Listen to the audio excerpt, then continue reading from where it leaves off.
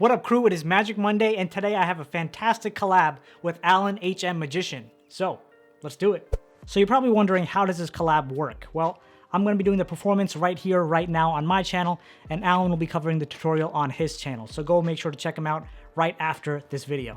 All right, guys, so check this out. We want to start off, boom, take the cards right out of the tuck case because that's going to be pretty important. All right, I'm going to give the deck a quick little shuffle like this, and we're all set to get started.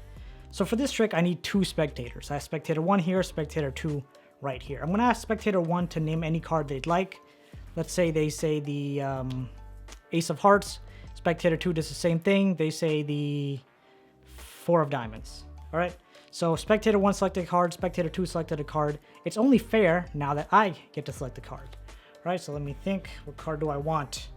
I'll take this one. It's right up front. It's easy. This is the card that I'm going to select. The 3 of Diamonds.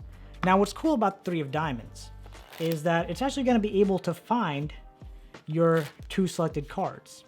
So you may not believe me. Let me just give the deck a quick little shuffle here. All right, there we go. And we're going to take the 3 of Diamonds and put it somewhere in the center of the deck. And the spectator, of course, could do this. Let's say right here. Okay, square all this up. And you know what? Actually, let's make this a little more difficult. We'll leave it face up in the middle of the deck, right? Square all this up. If I just snap, spread these cards out, now you can see 3 of Diamonds is sandwiched between 2 cards. And those 2 cards are your selected cards, the Ace of Hearts and the 4 of Diamonds.